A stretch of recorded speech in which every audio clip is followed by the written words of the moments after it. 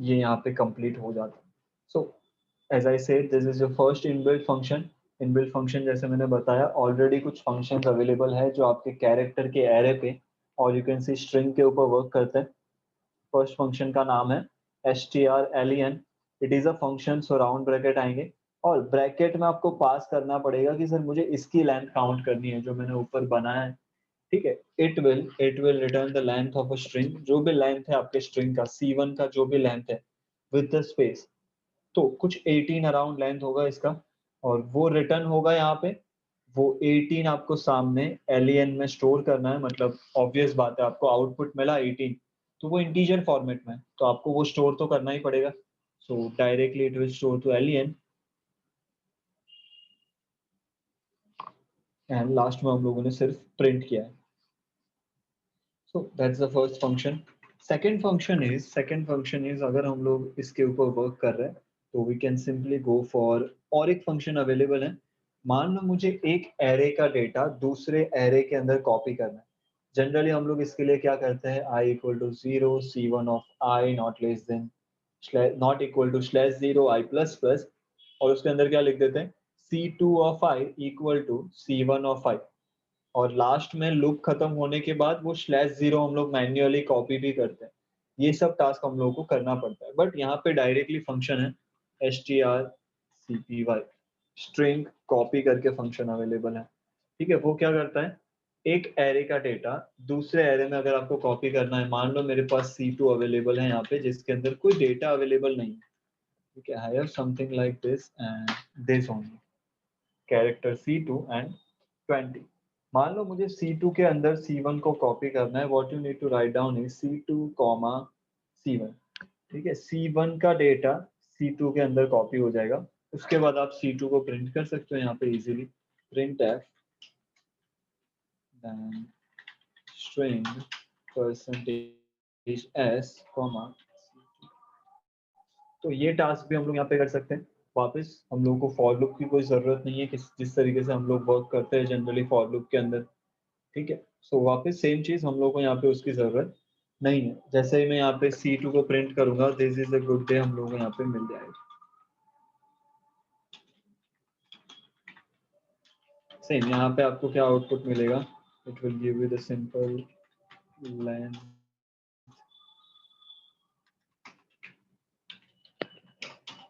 Again the third one, ये और एक इनबिल्ट फंक्शन अवेलेबल है जो मर्ज करता है। ठीक है, जो हम लोगों को दो स्ट्रिंग को अगर हम लोग को मर्ज करना है तो हम लोगों ने किया ही है। ठीक है, दो एरे को तीसरे एरे में मर्ज करना हो तो strcat is a function name. String concat बोला जाता है इसलिए यहाँ पे cat है। सो strcat इज दैट।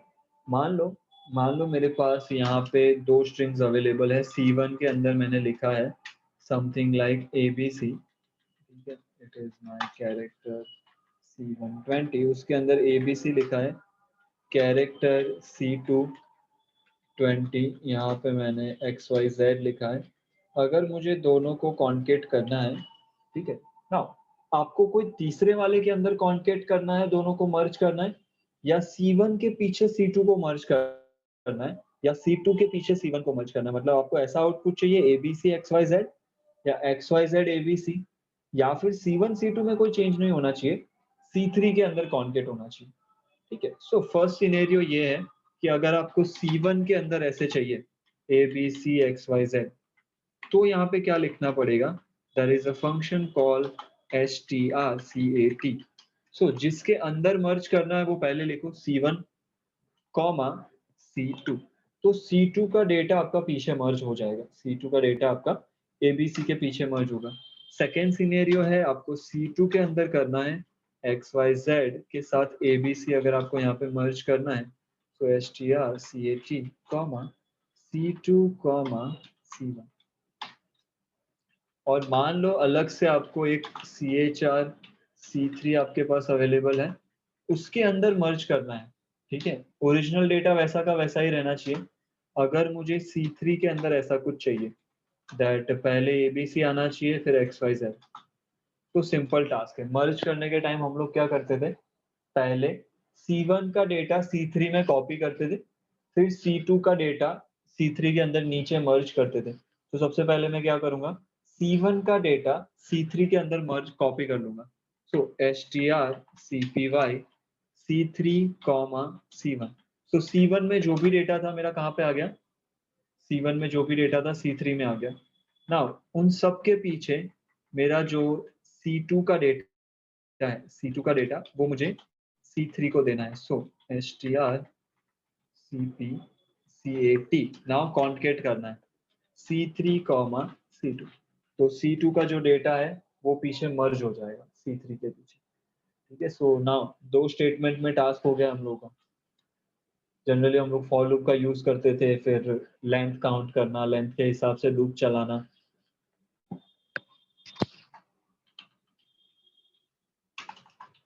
ठीक है, और फंक्शंस अवेलेबल है कुछ। ठीक है, ये था आपका नॉर्मल मर्जिंग के लिए किस तरीके से टास्क होता है वो है। नाउ हम लोगों ने अपर केस और लोअर केस के अंदर किस तरीके से डेटा हम लोग चेंज करते हैं वो भी हम लोगों ने देखा। ठीक है, आस्की वैल्यू के हिसाब से। बट यहाँ पे आपके पास दो फंक्शन है जो आपको अपर केस और लोअर केस में कन्वर्ट करके देते हैं। ठीक है, मान लो आपके पास ऑलरेडी अवेलेबल है कैरेक्टर C1। ठीक है, और मैं थोड़ा मिक्स एंड मैच डेटा डाल रहे थे, गुड डे, इस तरीके से कुछ डेटा है। मान लो मुझे इसको अपर केस में कन्वर्ट करना है कि भाई जितना भी डेटा है सबका सब डेटा मेरा अपर केस में कन्वर्ट हो जाना चाहिए। लाइक मैंने, ठीक है, थोड़ा सा चेंज कर दिया। तो there is a function call strupr। ठीक है, strupr string upper round bracket किसको कन्वर्ट करना है, C1 को। तो जैसे ही आप ये करोगे C1 के अंदर डेटा आ जाएगा समथिंग लाइक दिस। मान लो आपको लोअर केस में कन्वर्ट करना है, पूरे को लोअर केस में कन्वर्ट करना है, strlwr which is the string lower. And if आप वहां पे C1 लिखोगे देन आपको आउटपुट मिलेगा पूरा लोअर केस के अंदर। तो वापस आस्क की वैल्यू की जरूरत नहीं है, या title case, sentence case and आगे जो टॉगल केस, ये तीनों केसेस के लिए तो आपको लिखना पड़ेगा, उसके लिए कोई फंक्शन अवेलेबल, उसके लिए आपके पास यहाँ पे कोई फंक्शन अवेलेबल नहीं है। ठीक है, उसके लिए हम लोगों के पास यहाँ पे कोई फंक्शन अवेलेबल नहीं है। So this is how it works. ठीक है, सो कुछ फंक्शन से हम लोग देख चुके थे actually. This is our not function, this is our function fourth hand. Now, there is a most important function which is your comparison function. Comparison function मतलब सर हम लोग को ऐसा चाहिए था कि मेरे पूरे स्ट्रिंग में से मान लो ABCXYZ लिखा है, तो अल्फाबेटिकली वाइज कौन सा स्ट्रिंग बड़ा है, अल्फाबेटिकली वाइज कौन सा स्ट्रिंग बड़ा है। या मुझे ऐसा करना था कि दोनों स्ट्रिंग सेम है कि नहीं, ऐसा चेक करना था। दोनों स्ट्रिंग मेरे जो आ रहे हैं वो सेम है कि नहीं, मुझे वैसा चेक करना था। So that is also that. So there is a function called strcmp, string comparison, strcmp। Sir कौन सी दो स्ट्रिंग को आपको कंपेयर करना है वो आपको यहाँ पे लिखना है। मान लो हम लोगों ने ऐसा है अपने पास character C1 20 equal to ABC comma character C2 20 equal to X Y and Z। कुछ इस तरीके से टास्क है, मुझे कंपेयर करना है सर अल्फाबेटिकली वाइज कौन बड़ा है। Just strcmp C1 C2 C1 C2 and ठीक है। Now it will return you the integer value, it will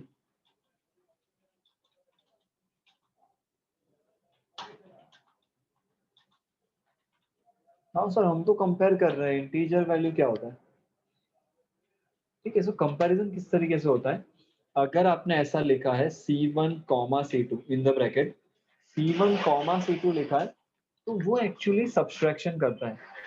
ठीक है, बात बात की सब्सट्रैक्शन करता है। सर सब्सट्रैक्शन मतलब वो ऐसा करता है C1, आपने C1 पहले लिखा ना, तो C1 यहाँ पे पहले लिखेगा C1 minus C2।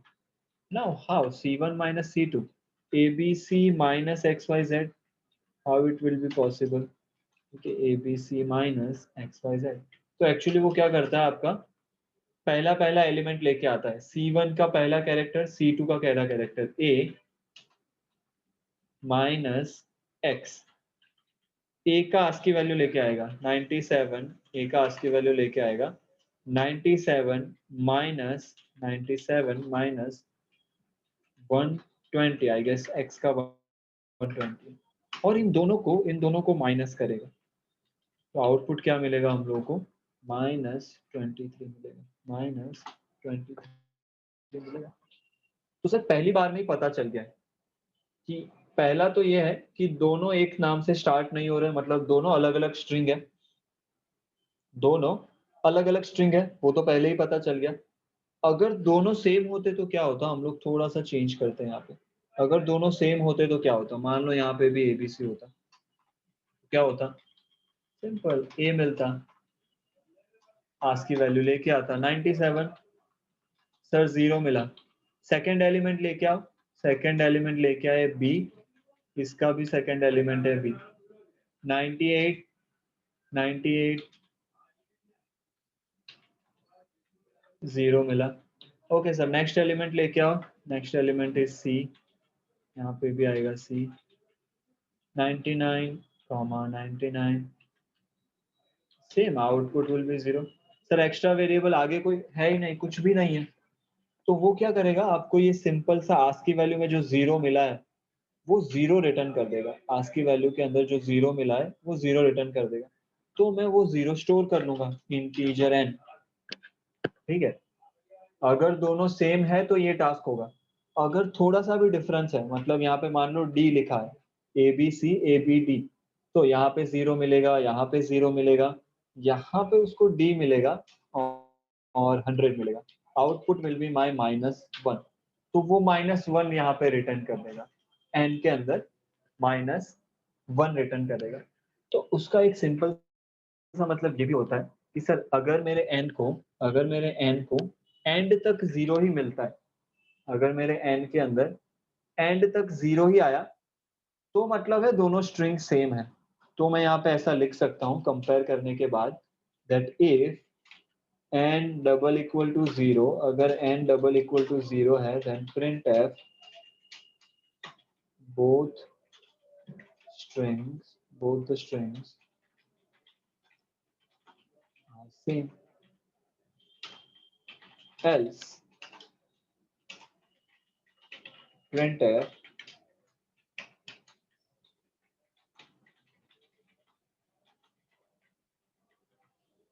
both the strings are different। Normal हम लोग ऐसा कुछ लिख ही सकते हैं डायरेक्टली।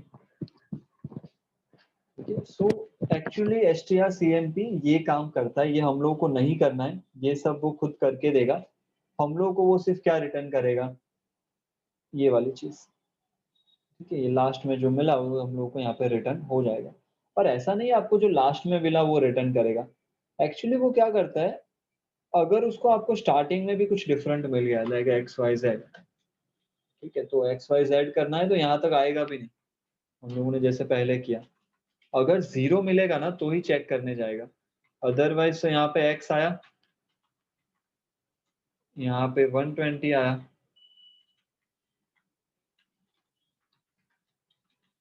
और यहाँ पे -23, बस, तो वो -23 ही रिटर्न कर देगा व्यू। तो सर सेम थोड़ी है, सेम होगा तो चेक करने जाएंगे, वरना फिर क्या चेक करना, अगर पहला लेटर सेम है तो मैं दूसरा चेक करूंगा, पहले ही लेटर डिफरेंट है, पहले ही कैरेक्टर डिफरेंट है, तो फिर आगे चेक करने का क्या मतलब है, दोनों स्ट्रिंग अलग ही हुई ना, so that's why. But sir इससे पता कैसे चलता है कौन सी स्ट्रिंग अल्फाबेटिकली वाइज बड़ी है, तो जिसका आस्की वैल्यू बड़ा है वो स्ट्रिंग बड़ी होगी। तो अब वो कैसे पता चलेगा कि किसका आस्की वैल्यू बड़ा है, बिकॉज ये तो हम लोगों ने लिखा, हम लोग के सामने तो पता है, अदरवाइज कैसे पता चलता है। तो सर नॉर्मल मैथ सोचो, नॉर्मल मैथ सोचो, ठीक है, normal math in the sense, मान लो आपके पास C1 के अंदर 10 अवेलेबल है और C2 के अंदर 20 अवेलेबल है, आपने ऐसा किया दैट C1 माइनस C2, क्या आउटपुट आएगा सुलेम, यहाँ पे C1 माइनस C2 करेंगे तो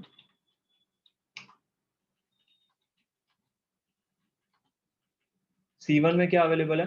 10। -10। या सो -10 आएगा। मतलब अगर डेटा माइनस में आया तो सेकंड वाली थिंग बड़ी होगी सर, आपने जो सेकंड लिखा है ना C2 वो बड़ा होगा, राइट? सेम है, मैं C2 पहले लिखता हूँ, C2 minus C1। C2 minus C1 करोगे तो सर +10 आउटपुट आएगा। प्लस आउटपुट मिल रहा है मतलब सर ये दो ऊपर वाला जो आपने लिखा है ना वो बड़ा होगा। अगर यहाँ पे प्लस में आउटपुट मिल रहा है दैट मीन्स आपने यहाँ पे जो लिखा है प्लस में वो बड़ा होगा। और अगर दोनों सेम है, C1 माइनस C1, या दोनों का वैल्यू सेम है या जो भी है, अभी तो मैं दोनों सेम ही वेरिएबल ले रहा हूँ, तो क्या आएगा यहाँ पे? 0 आएगा। तो जब 0 है उसका मतलब दोनों सेम है, तो सेम थिंग। इसके अलावा तो कोई पॉसिबिलिटीज ही नहीं है, या तो वो 0 होगा, या वो 0 से बड़ा होगा, या वो 0 से छोटा होगा। तीन ही पॉसिबिलिटीज है। तो सर जब 0 मिला दैट मीन्स C1 और C2 दोनों सेम है। अगर मुझे n का वैल्यू माइनस मिला दैट मीन्स मेरा C2 वाला थिंग बड़ा है। अल्फाबेटिकली वाइज XYZ बड़ा माना जाता है। सो माइनस मिला तो C2 बड़ा है, प्लस मिला तो C1 बड़ा होगा। सो सेम लॉजिक, अगर आपको मैक्सिमम फाइंड करना है दो में से तो आप यहाँ पे ऐसा लिख सकते हो that else if n is greater than 0। अगर ग्रेटर देन 0 प्लस में आउटपुट मिला तो आपने जो पहले लिखा वो बड़ा होगा, मतलब C1 इज मैक्स। अगर प्लस में मिलता है तो एल्स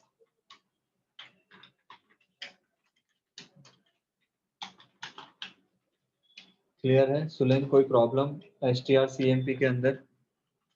ठीक है, तीन ही पॉसिबिलिटीज होती है। ठीक है, C1 and C2 and n double equal to 0, C1 is maximum and C2 is maximum. ठीक है, सारी चीजें एक बार रन करके देख लेते हैं फटाफट। 6 प्रोग्राम्स है अपने पास। ठीक है, let's go to the turbo C. ठीक है, लेंथ हम लोगों ने देखा, कॉपी देखा, कॉन्केट करके देखा। ठीक है, विल गो फॉर वॉइड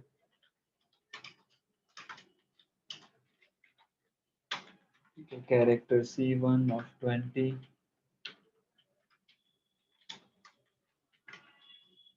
ठीक है, मिक्स एंड मैच डेटा डाल देते हैं।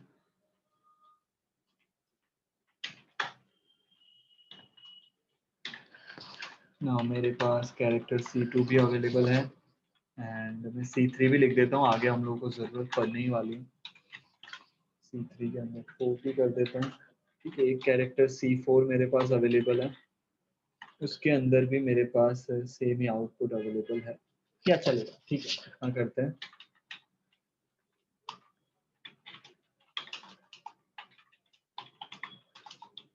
ठीक है, सबसे पहला फंक्शन था strlen, इसका C1 का लेंथ काउंट करना है। वो मुझे इंटीजर वैल्यू देगा, तो आपको इंटीजर में स्टोर तो करना ही पड़ेगा। len और n दो की जरूरत पड़ेगी। तो len इक्वल टू यूजर ने जो मतलब स्ट्रिंग ब्रैकेट में भेजा होगा वो printf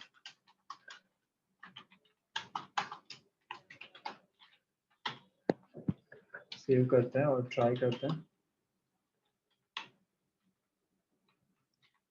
इनबिल्ट ठीक है, कुछ 16 मिल रहा है because this is a good day नहीं लिखा है, वरना वो दो कैरेक्टर बढ़ जाते और 18 मिल रहा है। ठीक है, सो लेंथ मिल रहा है, चेंज किया हम लोगों ने 16 टू वो किया, वो भी मिला। ना C2 के अंदर कोई डेटा नहीं है, मुझे C1 का डेटा कॉपी करना है। strcpy C2 comma C1, that's it। let's try to print the string C2 percentage s comma C2। so C2 string C2, this is a good day। ठीक है, वहां पे हम लोग को वो भी देखने को मिल रहा है। In short it is working, copy हो रहा है अच्छे से मेरा डेटा कॉपी वहां पे हो रहा है। मान लो मुझे डेटा वहां पे सिंपली कॉन्केट करना है।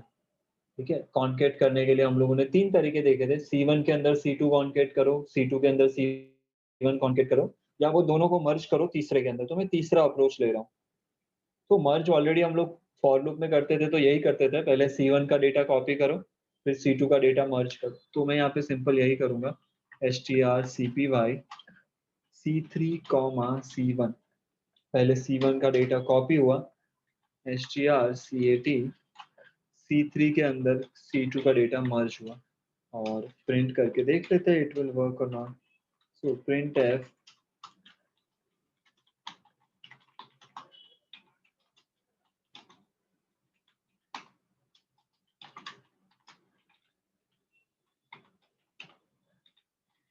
सो दोनों में सेम ही डेटा है, वैसे तो C1 में भी सेम डेटा था, C2 में भी यही कॉपी हुआ था, तो C3 में ये 2 बार आना चाहिए, this is a good day, this is a good day.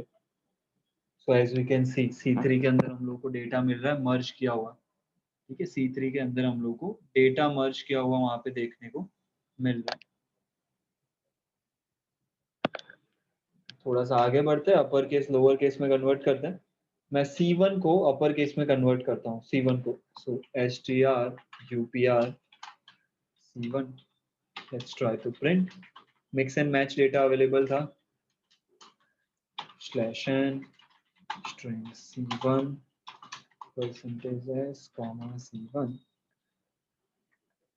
So look at the C1, पूरा कैपिटल में हम लोग को देखने को मिल रहा है this is a good day, last वाला स्टेटमेंट, ठीक है। मैं C2 को लोअर केस में कन्वर्ट करता हूँ, उसके अंदर भी C1 के पास जो पुराना डेटा था मिक्स एंड मैच वही डेटा है, so strlwr in the bracket C2 will print the data of that, which is my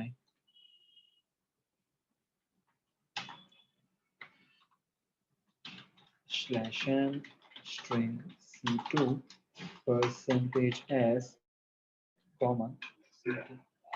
so C2 के अंदर लोअर केस में डेटा देखने को मिल रहा है, ठीक है। सो अपर लोअर, नाउ दोनों सेम है कि नहीं भाई हम लोग को सर्च करना, ठीक है, दोनों के अंदर सेम डेटा है कि नहीं, तो मैं उसके लिए अलग से ले लेता हूँ। कैरेक्टर C4 अवेलेबल है, लेट्स गो फॉर द 10, और उसके अंदर मैंने सिंपल ABC XYZ वाला टास्क किया हुआ है। Character C5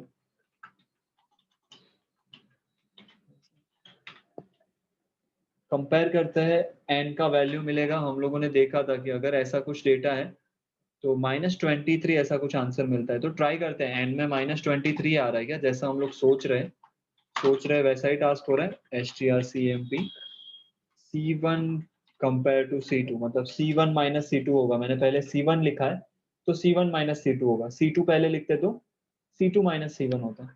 I will just print the data of n right now, printf %d /n, n का वैल्यू प्रिंट करना है, so look as okay -32 आ रहा है वहां पे, why? ओके C4 C5 करना है ना, सॉरी हम लोगों ने C1 C2 कर दिया, we are working with the C4 and C5, so as you can see you can find the -23 right there, ठीक है। मान लो मैं दोनों सेम कर देता तो ABC